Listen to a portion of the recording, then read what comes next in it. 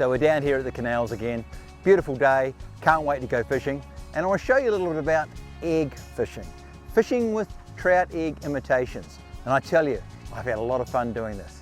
As it's got tougher down here, we've got to diversify some of the methods that we use. And this is one of my favourite methods to catch big trout particularly, but it also works extremely well on salmon. And the principle is very simple. We realise that these salmon that are in the canals and the trout that are in the canals, they spawn and the eggs that are there drift down the current often and something wants to eat them. Well, that something is what I want to catch. So here's a few examples, slightly different colours. My favourite eggs, they're sort of soft and squishy. You can purchase them from your local fishing tackle store and I tell you they are very, very effective. I'm going to show you how I fish them so that you get the best results because we want you to catch fish. So we're here at the Tekapo Canal and today when we've turned up, the water's hardly flowing. It's really, really slow. So I need to compensate for that. Let's face it, we don't know how busy it's going to be. When we rock on up, could be roaring, it might be really slow. And you need to adapt in order to get the best results for that. When it's slow, everything moves slower. So what we're going to do is put on a very, very light weight to get our egg down and let it sit on the current as it quietly drifts by. I also get lighter line so it looks a lot less obvious. If it was a really roaring type canal out there, we'd have a much heavier weight and we'd have heavier line and it wouldn't make an issue. But because it's so quiet, I'm going to have to adapt. We're going to go with light line and we're going to catch fish. So because it's flowing so slowly, what I'm going to use are some split shot, and I think probably two little ones about the size you can see in my fingers there are what we should be using. And I'm going to select from here one of the colours of the eggs that I've got. I think we'll start with an orange one. It's an easy one for us all to see. And I'm going to show you how I'm going to rig those up. It's hard for us to show you exactly what's going on with my rod. So what I've done is I've got some bright coloured line to show you how I tie up the rig that I use when I'm drifting eggs around or underneath the cages, or indeed in any place where I want to drift them down the canal. So I want to show you one of my favourite knots for joining fluorocarbon to braid. Now many people say this can't be done, but after several thousand I can assure you that they can be done. And the key to starting off any blood knot is to make sure that you've got basically a cross formed. Now we're going to consider that this is the braid, which is the main line, so green's the braid, and this pink is going to be our fluorocarbon. Now what I need to do is make sure that as I turn this around, being braid, it needs to be turned around 7 times. If we don't put on 7 turns, what will happen is that it will just slide out because braid is slipperier than conventional monofilament. Now in this material I can't really do 7 turns, but you just in your mind when you're looking at it think I've got to do 7 turns. How many? 7. Is it important? Yes. All right, now I take this end and I pop it back into here, and now I take the pink end, which of course in this case is our fluorocarbon or our monofilament, and I go around 5 times. 1, 2, 3, 4, 5. That's 5 times. All right, now this is where it gets tricky and the uninitiated end up having a bit of a problem, especially if you're used to tying blood knots mono to mono. I take that end and I poke it through the opposite direction to the one I've just had. Now this is the tricky and yet good bit. I need to take hold of the tag ends. These are the ends that have come through at this particular point, and make sure that now I can hold on to them. I'm going to use my teeth for one, all right? And I'm going to pull the main line. So I'm going to pull the main line of braid, I'm going to pull the main line of fluorocarbon, and we shall see what happens next.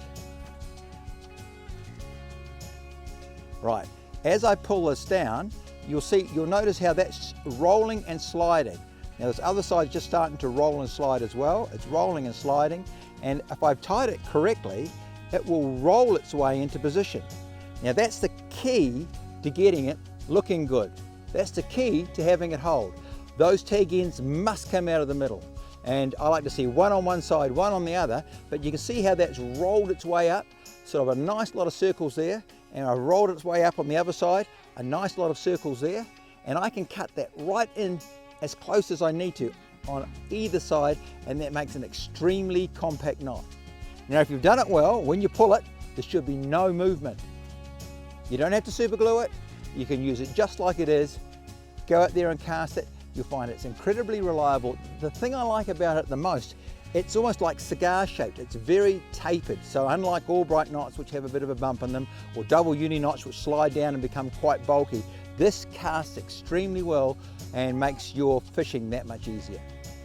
It's quite simple really. I tie what's called a surgeon's knot. Now, the pink we'll consider to be the main line. The green is a bit of line which I've cut off, and I'm going to tie this in, and that's going to be our attachment point. I'm going to attach our egg to there.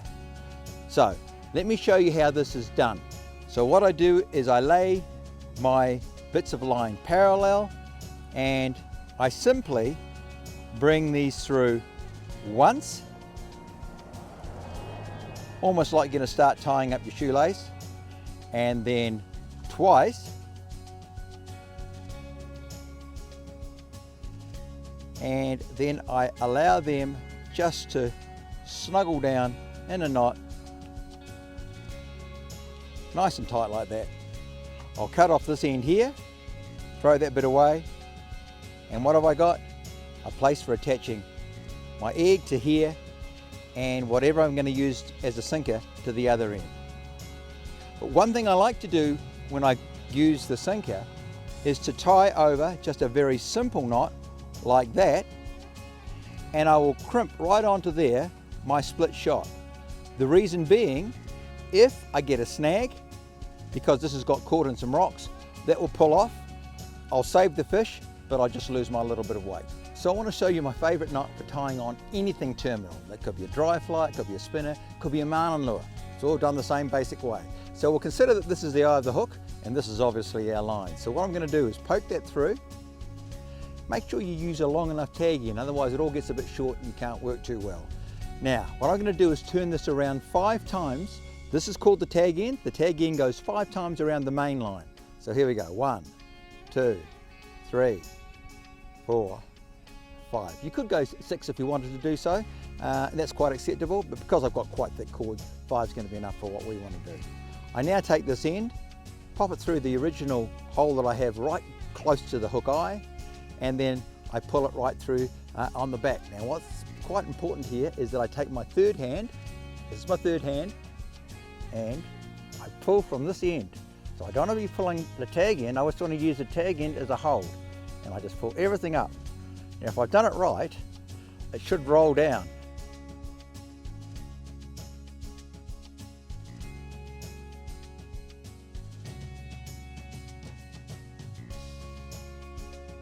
It should look something like that.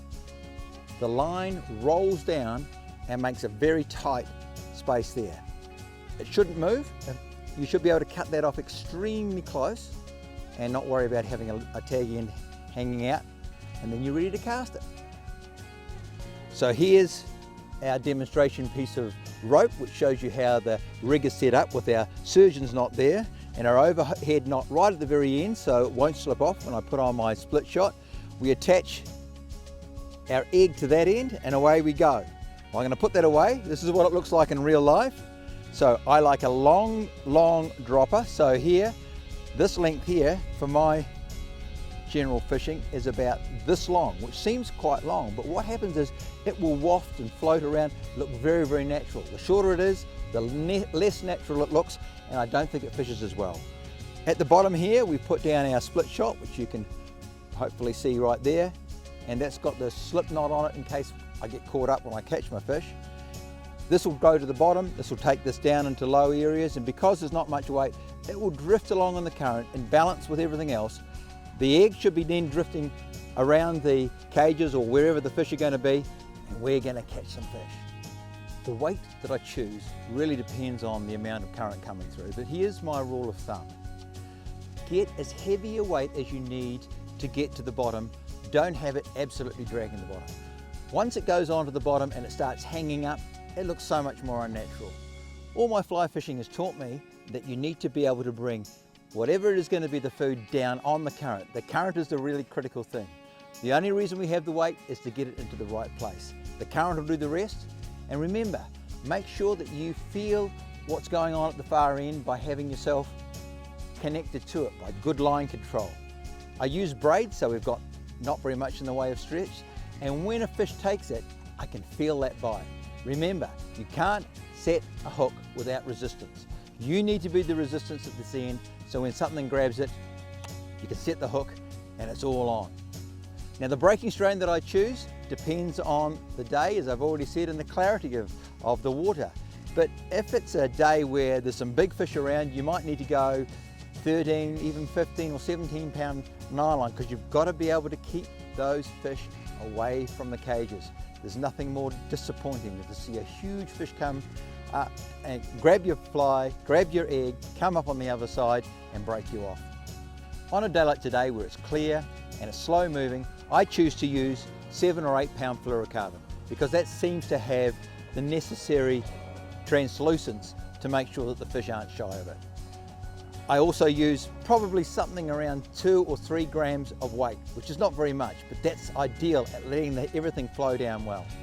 If it was roaring, moving really fast, I might use 1/4 or even 3/8 of an ounce of lead, and I might use 15 or even 17 pound fluorocarbon, simply because I don't want to lose a big fish. When I hook them, I like to keep them. I don't want to have stories of the one that got away.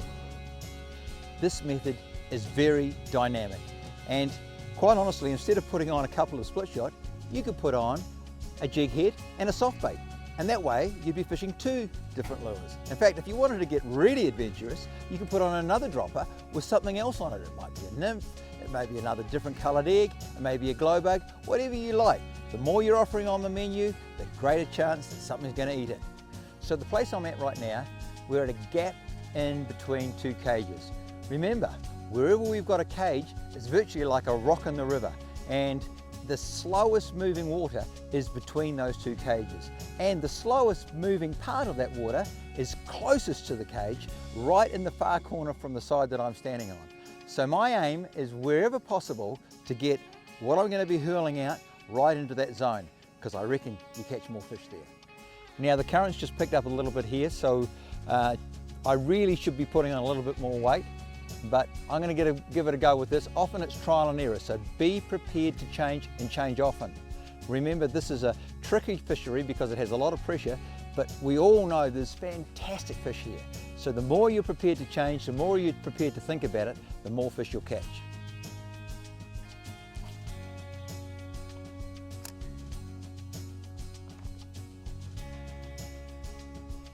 Now the other thing that we look at here is, because there is quite an obstruction, the water in the middle is moving very, very slowly. So I want to keep my rod very, very high until I can feel it get towards the bottom.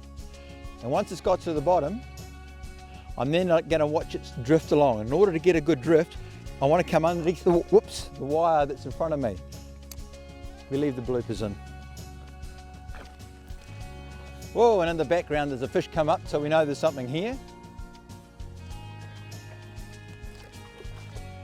And basically, I just want to keep the line taut. Most important to have a taut line. If you don't have a taut line, then you can't detect the bites. Oh, yep, that'll do.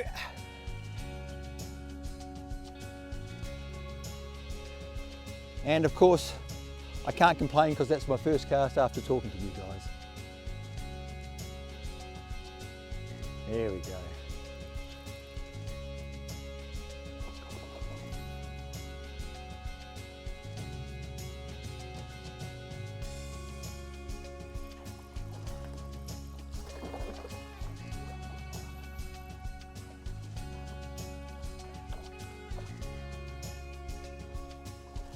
There we go.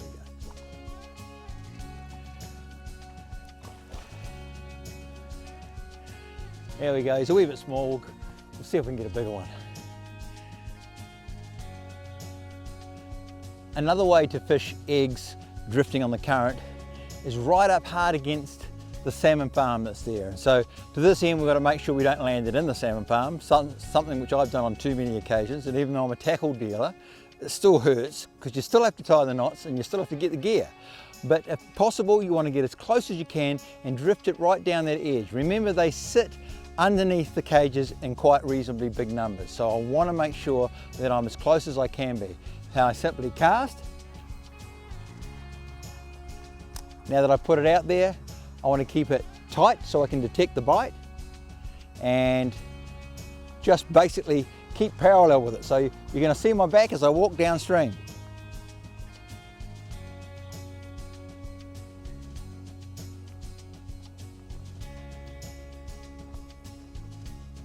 So the same method works if there's no cages there whatsoever. And generally what I do there is I cast well over the canal and just walk down as it flows, making sure that we're not dragging the bottom too much. Remember, there's a lot of didymo on these canals, and that tends to cause all sorts of fouling on your gear. So the more you can keep your gear clear and yet be fishing to where the fish are, the greater your chances of catching them. The whole point is to keep in touch. I just allowed that cast to come right down underneath the cages and keeping in touch even with the wind, but very much side onto it, and I've been able to hook into what I think is a reasonable fish here. Certainly as I'm looking at it, looks alright. Certainly better than what we've had, so oh yeah, there we go. So now it's a question of just patience.